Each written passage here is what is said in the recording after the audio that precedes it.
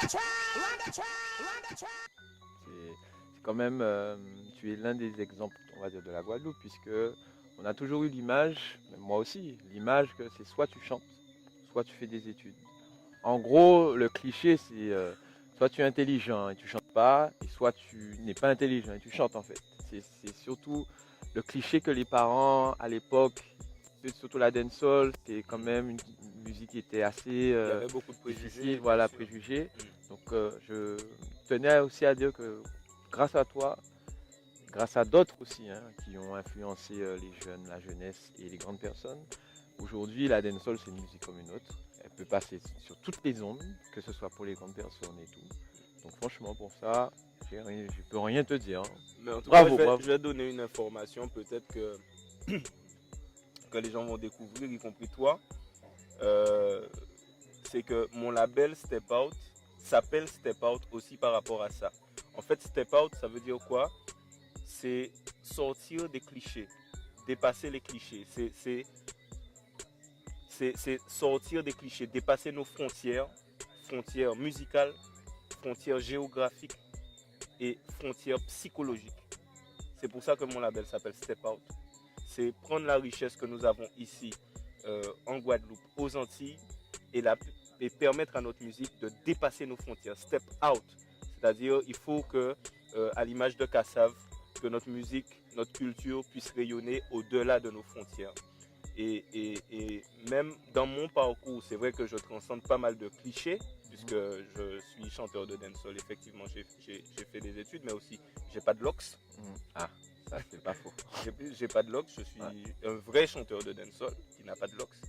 Et aussi, de façon générale, je cultive la lutte contre les préjugés, en fait, quels qu'ils soient. Je pense qu'il faut vraiment être ouvert, que les jeunes doivent croire dans leur talent, dans leur potentiel et ne pas se fixer de limites. Donc, Step Out s'appelle Step Out aussi pour ça.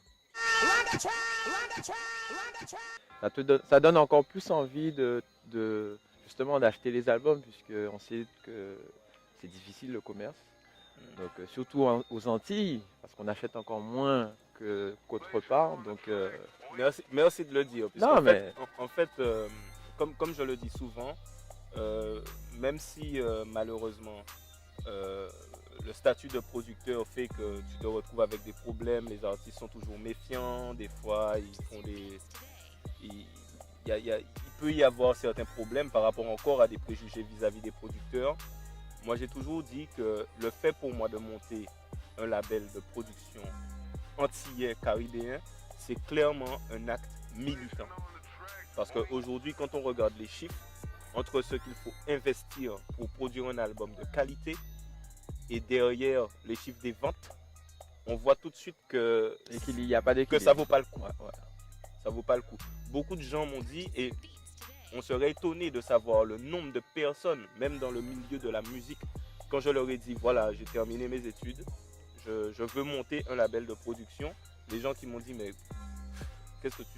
pourquoi tu vas t'embêter? Tu es déjà chanteur, ça marche pour toi, tu veux faire un label de production, produire des gens, mais c'est une tannée, faut pas y aller. Beaucoup de gens m'ont découragé. J'ai compris par la suite pourquoi ils me disaient ça, puisque effectivement, c'est pas une histoire qui est facile. Mais je sais aussi que je me suis positionné parce que je me suis rendu compte que moi, en tant qu'artiste, j'ai dû signer dans un label en France pour pouvoir sortir mes albums, même si c'était un label indépendant où il y avait des Antillais comme Captain Nico ou Mr. Funky, qui étaient mes producteurs à l'époque, avec d'autres associés. Mais j'ai dû trouver un label en France. Et à l'époque aussi, il y avait un producteur en Martinique qui est Don Miguel et qui continue encore et qui est remarquable et qui fait beaucoup de belles choses, notamment pour le dancehall. Mais en Guadeloupe, à part Rico Debs qui à l'époque produisait le N-Oclone, il n'y avait pas beaucoup de débouchés pour les jeunes artistes antillais. Et après, aujourd'hui, en musique urbaine pour les jeunes en Guadeloupe, des structures vraiment professionnelles, des labels professionnels pour sortir des albums et construire des carrières, il n'y en avait pas.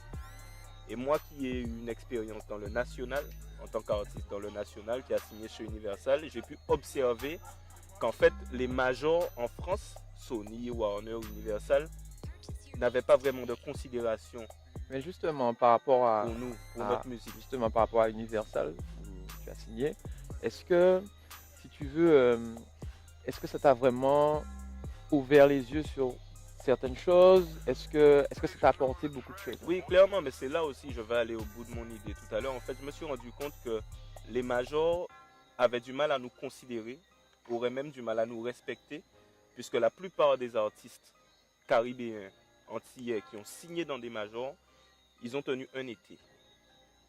Mais les exemples, on pourrait citer quasiment tous ceux qui ont ils ont duré un été et après, derrière, il n'y avait plus rien. C'était un été, on C'est des presse le vacances. citron et puis à la trappe.